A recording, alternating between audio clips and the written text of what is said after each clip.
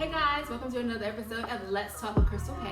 And today we're talking to motivational speaker and life coach Harvin Council. Yes, he's back. He's back with another book. So let's get into it. Off the Court with Harvin Council. So, Mr. Council, how are you? I'm doing good, thank you. Doing good? Doing good, yes. How's everything? Catch us up. How's everything going? Everything's going good. I guess since the last time we talked, I was able to complete another book. Yes, we're here talking about that's the next book. One of the reasons why we're here now, but just staying busy, trying to motivate, trying to get people going in the right direction, as well as myself, man. So it's been good. It's been good. All right, so let's jump into it, because listen, Off the Court with Harvin Council. This is his fourth book. It is a great read. I read it in one day, so it's nice, it's simple. Once you get going with it, it's one of those that you don't want to put it down because you want to see what you're gonna say next. Right. So I really enjoyed the book. First off, I do want to say that. Great.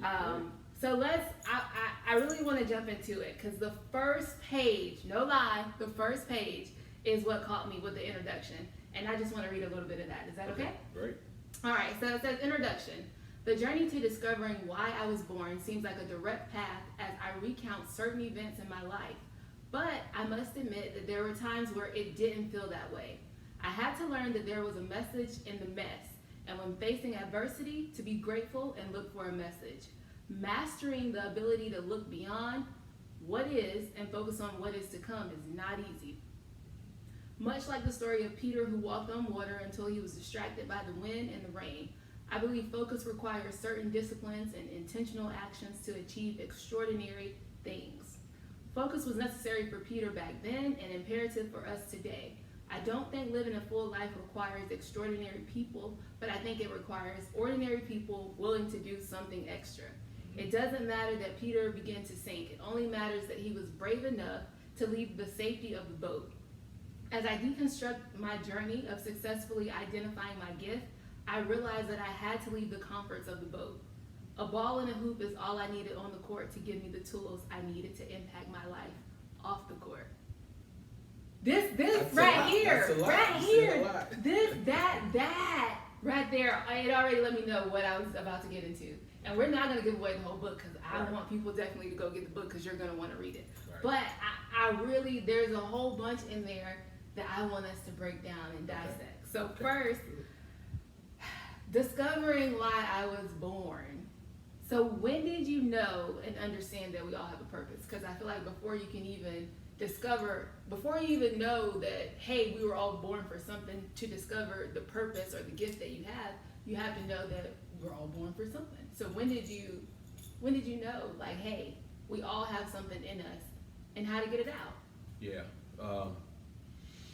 Probably, it hadn't been too long ago, that I found what my purpose was, and understanding that I had something inside of me that was deep down inside of me that I wanted to get out. I know that I went through a lot of different things, doing a lot of different jobs, doing a lot of things here and there, and it just didn't feel right, and surely after a while, as you get a little older, you're like, well, I know it's more to life than this. I know when I get up in the morning, I should feel something, when I go out to do my job. I ought to feel good about going out and doing my job. So I would say probably, even before I started working at the job that I'm working at now, and I've been at the job that I'm at now for over 20 years. So I kind of figured out when I was there that, this is something more to this, and kind of like you talked about in the introduction, doing that job, I was wondering why I was there, because I know that's not who I am, and that's not what I was feeling. And sometimes we have to go through that and understand that there's a reason why you're going through this particular job, even though it's not what you think that you want to do or whatever. But every situation has a positive outcome for you. Everything that you go through in life, there's something there that you need to learn. That's the reason why you're going through it. I don't think God would allow you to go through it and he won't bring you through it. But you go through those things for a reason. If it's just that I can learn one thing here or one thing there, I might have been there 20 years, but that one thing that I picked up from there is the thing that I need to get to that next level. And I can look back on a lot of my situations and say, you know what, if I hadn't gone through that, I wouldn't be able to be here where I'm at today. You know, and that's all a part of finding that purpose, man, of what you're good at and what you can do, man. Because I'm telling you, man, out of, I don't know how many jobs I've had over the course of my adult life, but I've had quite a few different jobs, and all of them has led me to where I'm at today, and has led me to do the things that I'm doing off the court. So what's crazy is I like to think of it as a video game. So I feel like we got level 1, level 2, level 3, level 4, but I feel like in order to get to level 2, when you're on level 1, you gotta pass level 1 and you gotta get whatever you need to do it. So that's kind of like my analogy for how I look at life, because there's always certain things that you're gonna get out of whatever it is that you're doing. So you said that it just didn't feel right. And that's when you kind of discovered, like, hey, there's a purpose, there's a passion, there's something I have inside of me. And it just didn't feel right. But what are some of the signs that it doesn't feel right, and how can people identify what their purpose is? When you do something that you really enjoy doing and nobody has to pay you for it, that's how you know you're in the right place. As I was coaching for the years that I've coached, I knew that was something that I enjoyed doing. It didn't pan out where I stayed into coaching, but my method of coaching was more motivational than anything else. So as I began to start motivating and going out here and speaking and stuff, you know, that's something that I would do that you didn't have to pay me. You know, to mind getting paid, I love to get paid for it, but it's just something that was inside of me that whenever I do it, there's something on the inside just raises up, and you know, man, and you get goosebumps, you know, and you know that this is something that I should be doing. And you can also know it a lot of times by the reactions you get from other people. You know, the testimonies that you get from other people. You know, and I think one of the things that's good about this book is that, and I might be jumping, I don't want to be jumping too much. You're jumping a little bit, you're still in my thunder. There's some testimonials in there that lets me know that, okay, you're on the right track here, man. So it's just about doing that thing that you feel really good about, and you're gonna be good at it, you know, and you know that, and it's gonna be kind of a gut thing, you know. It's kind of like, okay,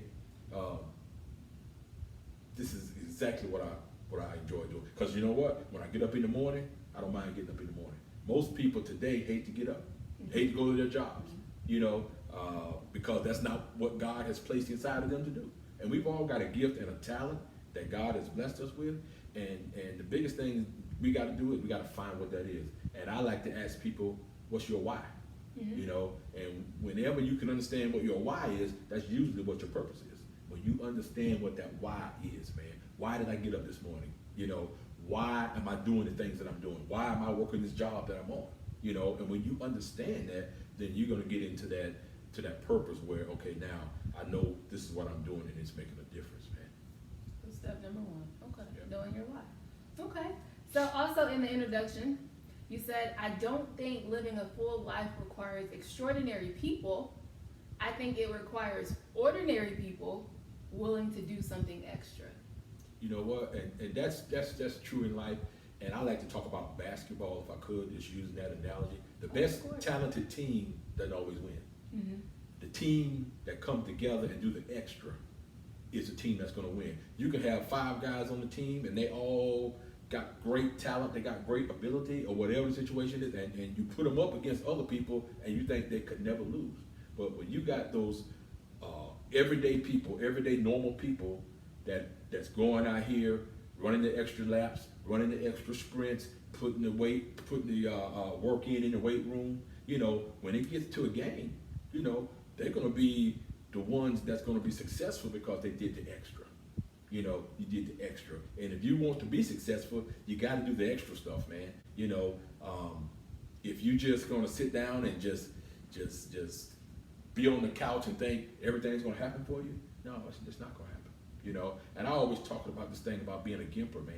And hopefully that's not stealing your thunder either, man. Go into it. But the gimper is somebody who does more than what's required of them to be successful. You know, if I'm going to be successful, I got to do more. I can't just sit back and think that, okay, it's going to happen for me just because I showed up. No, what are you doing extra? See, it's that extra that makes the extraordinary. You know what I'm saying? It ain't that you got to have all the talent in the world. You don't have to have all the talent in the world. You know, I think Dennis Rodman was an extra outstanding basketball player. But if you look at how many points he averaged, it's less than 4, probably. But Chicago don't win those championships without Dennis Rodman's extra efforts. You know, diving on the ball, diving on the floor for loose balls, man. That's extra. A lot of people don't do that. That's extra, and that's why he's able to produce on the level that he produced on, man. So we've gotta be gimpers. We got to do more than what's required or what's expected of us, man. And when we do that, we're gonna see us go to another level, man. You'll take your game to another level when you do that little extra, man. Ordinary people willing to do something extra. I like it. Yep. So also in the book, we're not gonna go too much into it, but also in the book, we get a family dynamic. So we talk about family a little bit. We speak on all your family members. I really like that you did that because that gives us a whole lot more insight into who you are as a person and what shaped you and what molded you. So I really like that. The one thing I didn't realize is that you and your twin sister had so much in common. When did you always know? Not to the extent that I put in the book. I always knew we had a lot of things in common, but when I was doing the book, I sat down and started thinking about some of the things that we have in common, and I was like, wow, I just kept going and kept going. I was like, it was a lot. I couldn't believe we got all that in common, man, but we do, man, and I'm sure I probably missed some things, you know, but yeah, man, that's an honor to be a twin, man. That's special because not a lot of people get that opportunity to say that they have a twin sister or twin brother or somebody that was born on the same day that they were born. You know, to have that connection and stuff. That special bond. Yeah, and we grew up doing pretty much everything together. You know, a lot of times, and I talk about it in the book a little bit about her athletic ability and the type of stuff that she was doing. You know, I go out to play, she was there with me. You know, we playing with boys. You know, and holding her own. You know, and that type of thing, man. So that's been a great part of my life to be able to share some of the things that I've done and some of the things that I do. You know, and she's doing some of those same things, man. And it's been a blessing, man. It's been a blessing. Yeah. You also speak on your grandparents being entrepreneurs. Can you just go into that a little bit? Because we're talking about what time period were we talking about with your grandparents?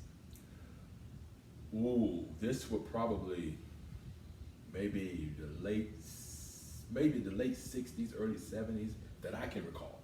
And we're talking about African Americans being entrepreneurs at that time. And if you go back deeper, my great grandparents, they're the one who set all this stuff up and passed it on down, man. But yeah, they were able to buy land, to purchase a large amount of land back in that time, where most people weren't able to do that. You know, they went through their share of hard times and heartaches and stuff, man. But the thing I like about it, the thing that I'm impressed about, is that, you know, they stayed with it. They didn't give up. You know, and this is how they survived. You know, they didn't have the 9-to-5 jobs like we have today to go. No, their 9-to-5 was like 7 to 10, 7 in the morning to 10 at night, basically, out in the fields, planting food and growing their own food and taking it to the market and selling it to make their living, man. And that was hard work because I was able to be a part of some of it.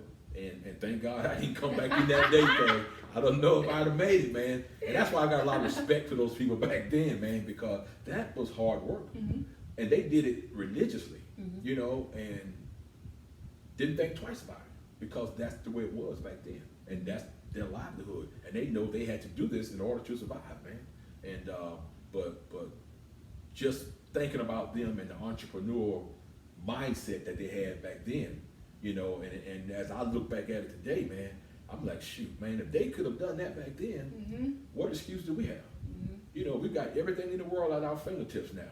You know what I'm saying? And they busted their butts, man, to get the things that they get so we can have the things that we have, man. And we got a lot of people today don't want to work, don't want to do nothing, man.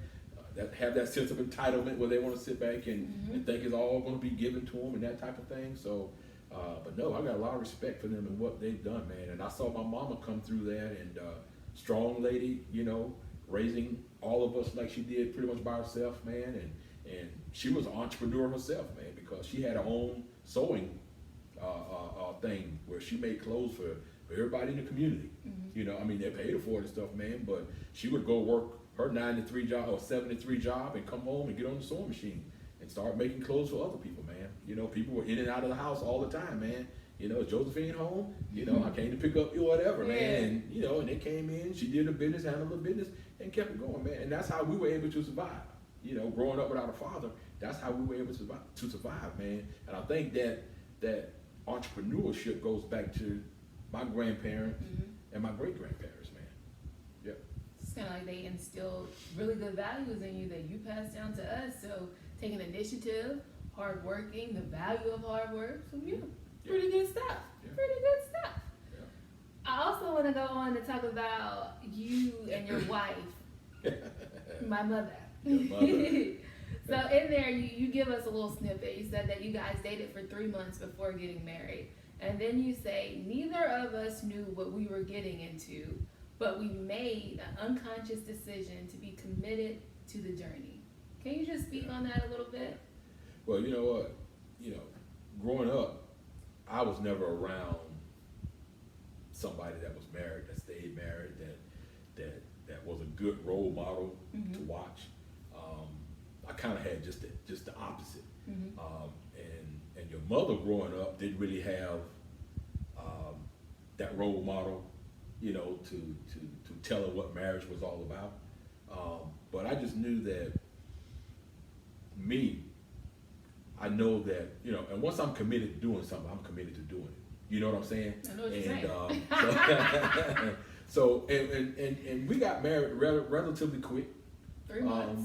Because we knew that we wanted to get married, and the other part would have been, well, we're going to take all this time to set up a wedding and do all this and do all that. But, you know, we said, okay, well, we want to get married. We don't need all that stuff. We go ahead and get married, you know, and we did it, but we made that commitment, like you said, that was in the book, is that we were going to be here for each other through thick and thin. Now, we got a learning curve. We got a lot of that we got to learn about this thing, but we've got to be committed to each other, you know, come hell or high water, if I can say hell on here, but come hell or high water, you know what, no matter what goes on, we're going to have to stick together and we're going to make this thing work. And we've had our ups and downs like anybody else, you know, but we understood what we were doing, we understood our commitment, you know, and there's a thing that Les Brown always says about commitment. He says, be committed to your commitment. Be committed to your commitment. We make a commitment most of the time, but we're not committed to the commitment we just made. So we need to be committed to our commitment. So I think Cheryl and I, your mom, we were committed to our commitment, man. And that commitment now has lasted for 31 years. So we've been married now for 31 years, going into it not knowing what we were really getting ourselves into, but you know, we were committed to making this thing work, man. And it's been a great 31 years. And I'll tell anybody, you know, just personally for me, I think each year it's getting better and better, especially now that the kids are out the house and it's the empty nesters. It's awesome. Okay. So what piece of advice would you offer to newlyweds?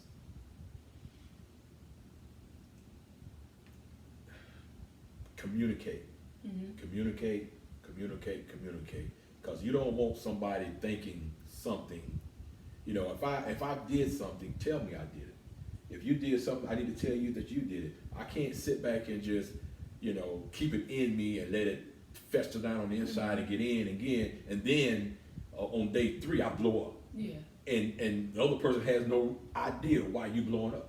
You know, but you gotta communicate, and you gotta keep that open, man. I think the biggest thing that marriages get divorced or people get divorced is because they're not communicating, man.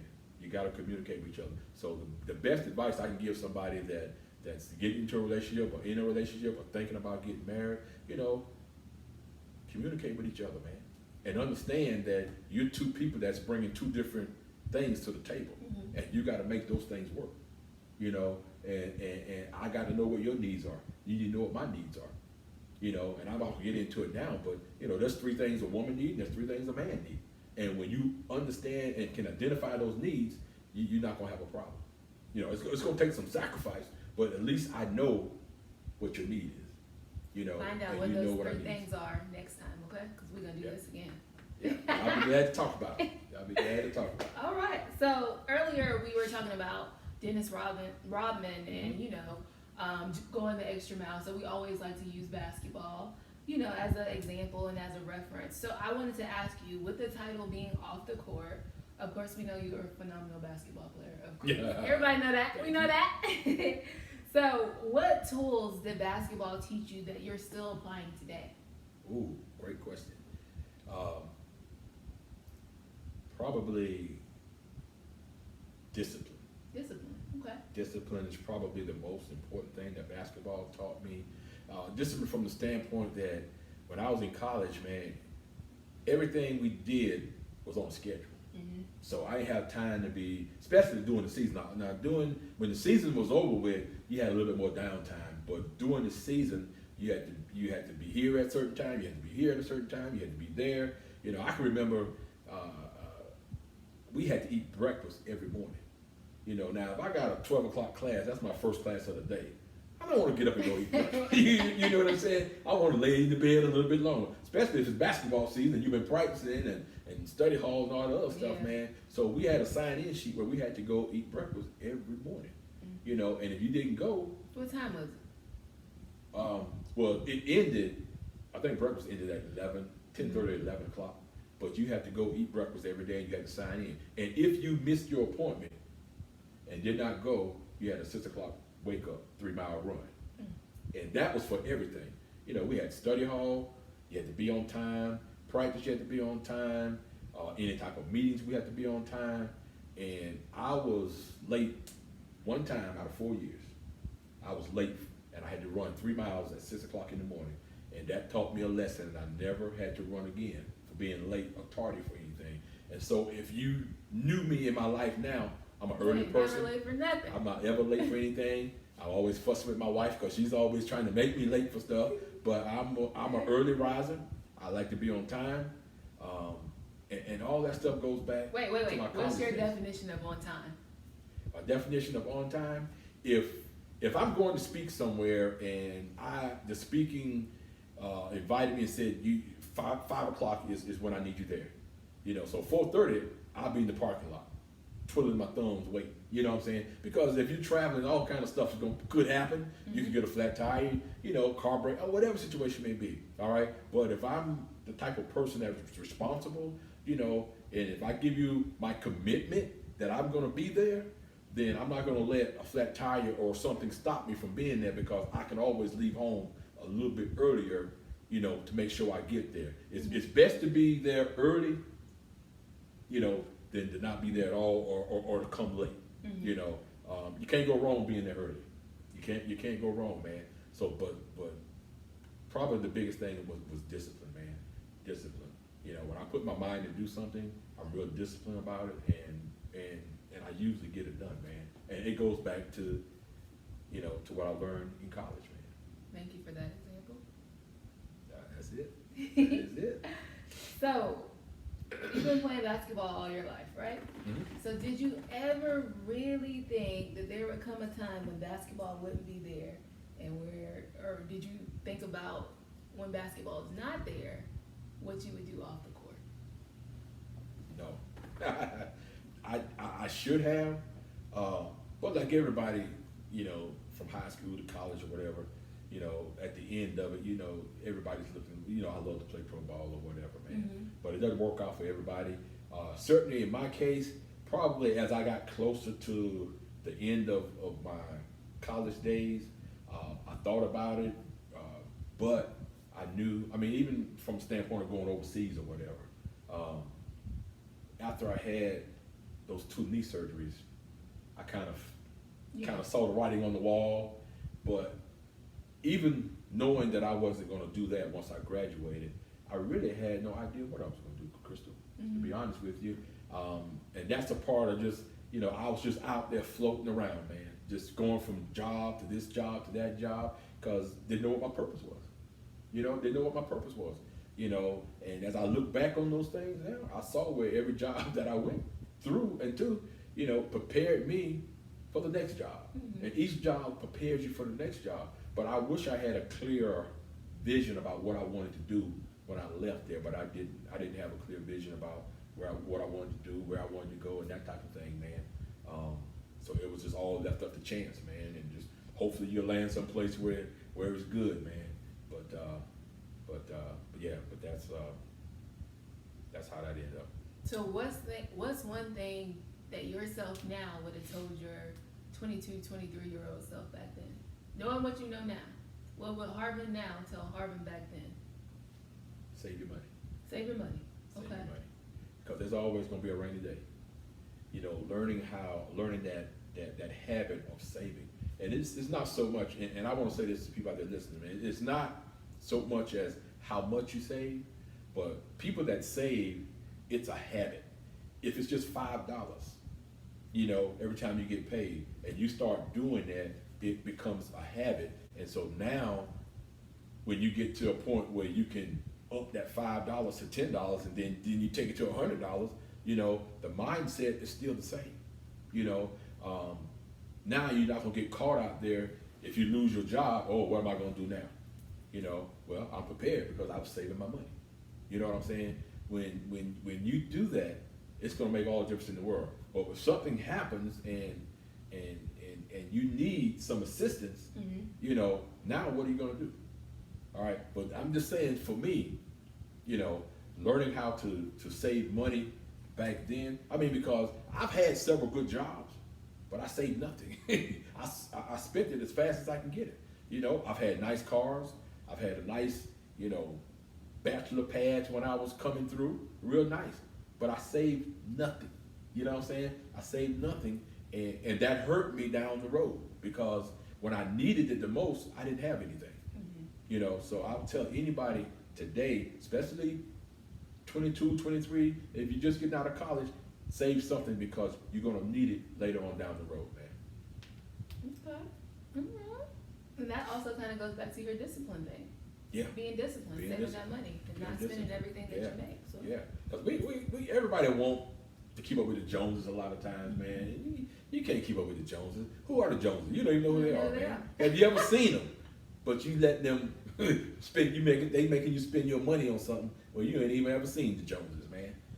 But they got you broke though. They got you broke. So you kind of, like I said earlier, stole my thunder a little bit. Uh-oh. So throughout the book, we have something that I really, really, really like. You have testimonials throughout the book, and I really like that. And I'm actually going to read one of the testimonials. Okay. So this is one of the first ones. I've known Harvin Council for 15 plus years, and you can best describe him in one word: integrity. He is a man of very few words, but his actions speak volumes. Harvin is passionate about helping others. That passion is evident in everything he does. He never misses an opportunity to plant a seed, whether it's in general conversation, when coaching, or even at work. It is no accident that he has embarked on this motivational journey. Motivating others comes naturally to him, and he genuinely wants people to succeed. So what I want to ask you is, throughout the book, or when you were receiving these testimonials, and I'm sure you get all type of verbal testimonials, how does that make you feel? I tell you what, just the other night at work, I had a guy come and tell me how much I meant to him since he started working in the area that I'm working in. And he said, yeah, most people come to work for the money or whatever. He said, but I come knowing that I can have a conversation with you and you help change my thinking about a lot of stuff, man. And when he said that, man, I just like, woo. I'm like, woo, that felt so good. But you know what I immediately done after we were done? I went to a private place and I prayed. And I thank God for giving me that opportunity to do that.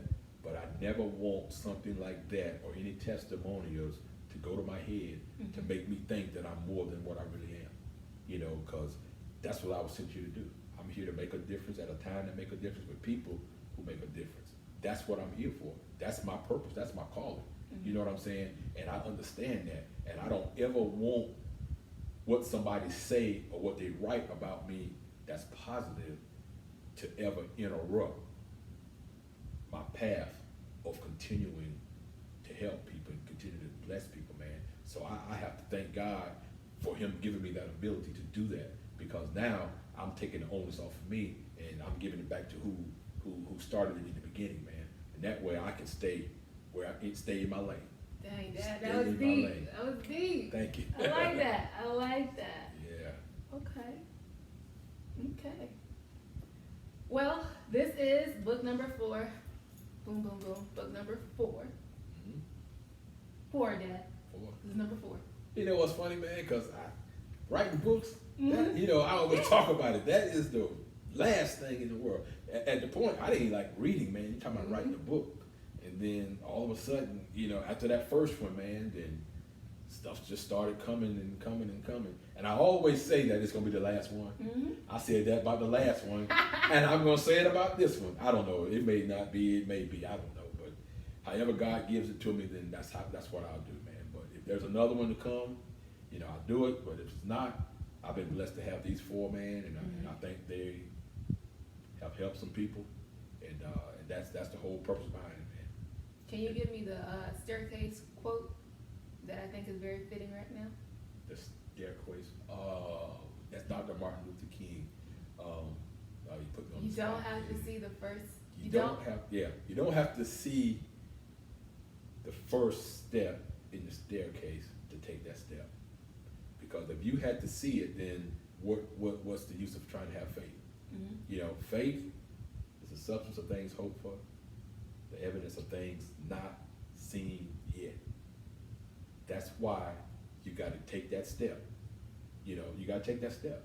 If you don't take that step, you're never going to know what you can do, man. So many people have so much talent, so much ability, and God has blessed them to do a lot of stuff.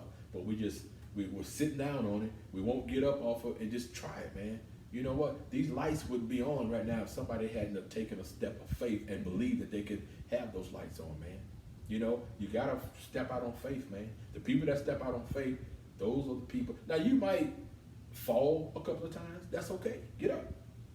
Get up. If you ain't hurt, dust off and get back up. Because I'm telling you, the guy that invented this light, you know how many times he failed at over 1,000 times. But we got lights right now. Mm-hmm. You know what I'm saying? So take that step of faith, man. He didn't fail though, did he, Dad? He didn't fail. He learned. He learned, man. Mm-hmm. Failing, every time you use the word fail and you're saying that you're failing, you're really not failing. You got a better opportunity to start the next time knowing that it didn't work that way. So now I'm not going to keep trying to do it that way, you know, because I know it didn't work that way. I tried it that way. So now it's going to help me to better go forward and understand that, hey, okay, I can do this now, you know. And if that failed, go at it another way. If this failed, go at it another way. You know, there's a way to make it happen if you want to make it happen. All right? But just go ahead and step out there on faith, man. I mean, and not to cut you off, Crystal, or anything, man, but even what I'm doing now, you know, the books, you know, I have to step out on faith with these books, man. I purchase them, I buy them, I pay for them, and hopefully somebody gonna buy them. You know what I'm saying? I don't know if people, you know, I don't know what people's financial state is a lot of time, and I don't know if people even care to read what I write. But I have to take a step out there on faith and say, hey, I'm gonna write it, and I'm gonna believe people are gonna purchase them. You know, when I go to speak, you know, I gotta believe that people are gonna show up. I gotta believe that people are gonna get the message, man. You know, and if I don't believe that, I shouldn't be attempting it at all. But you know, that's where your faith comes in, man. Faith and expectations, man. I think those two things kind of go hand in hand, man. Expectations, man. You know what? When I write books, you know, even though don't know what people are going to do, but my expectation is that they're going to do it. My expectation is that they're going to buy the book. My expectations are when I go to speak, people are going to come. That's my expectation, man. And when I expect stuff to happen, you know, the law of attraction kind of kicks in and it happens. Because that's what you expect. You know, if you expect them to be poor, if you expect them to be broke all the time, that's where your mindset's gonna be. Those are the things that you're gonna focus on. That's where your And energy when you is. broke, that's where your energy going. And then when you broke, you wonder why you broke. You know, and when you sick, you wonder why you sick a lot of times, man. Oh, my head just killing me. Look at what you just said, killing me. All right, and so you stay stuck in there. But that's a whole different thing. I didn't mean to get off in that, man. But you know, but you gotta step out there and have faith, man. You know, without faith, it's impossible. It's impossible to please God. Yeah. So we talked about a couple of different things that you are doing and stepping out there. So I'm definitely loving the motivational segments on Facebook. Loving those. Getting a lot of great feedback from those. So what's next for you? Well, I know that I want to take this motivational off the court thing to another level. So right now, I'm trying to come up with some ideas about what I can do or what I need to do to take it to that next level. Because just from the feedbacks that I'm getting from the videos and from the books, apparently people are liking what I'm saying and they can relate to what I'm saying. And so, you know, I need to take it to a deeper level, another level, man, because some people out there aren't hearing it. And I need to get out there where I can get into more venues and get into more situations where people can hear what I'm saying. So now that's a part of me trying to come together to put something grander together that I can reach more people and more people can hear my message. Yeah. Okay. So how can people contact you? Just if they want you for a speaking engagement, anything like that, and then let them know how they can get the book. Yeah, you can contact me on Facebook, Instagram, and usually if you just put Harvin Council in, something will pop up, man, and with me on it or whatever, man. But I mean, you can message me or whatever, and we can go from there. I'll be glad to send you books. I can put them in the mail to you. I did a lot of that, so you can get them. So, but if you just contact me, any speaking engagements or anything, just contact me. We can talk about it and set something up and get something going. Because I'm looking forward to getting back out there. Because it's been a minute since I've been able to speak because of the pandemic, you know. But thank God that we can do some things through video and Facebook and that type of thing, man. But I'm looking forward to getting back out there. So if you're looking for somebody to speak or whatever, you know, just look me up, man. You know, I can give you my email address is hlcouncilsenior, that's SR, @gmail.com. Okay, and I'll drop that, and I'll have that contact information on there for anybody that wants to get a book. You need to get this book. It is a really good read. You're gonna learn some interesting things about Harvin Council and him on and off the court, stuff that you didn't know. So definitely pick up a book. Dad, I want us to close with your mantra. Can you close us out with that? Yeah, well, my mantra is that I want to make a difference doing something that makes a difference at a time that makes a difference with people that make a difference. That's my whole purpose in life right there, is to make a difference, man. So if you're out there, make a difference in somebody's life.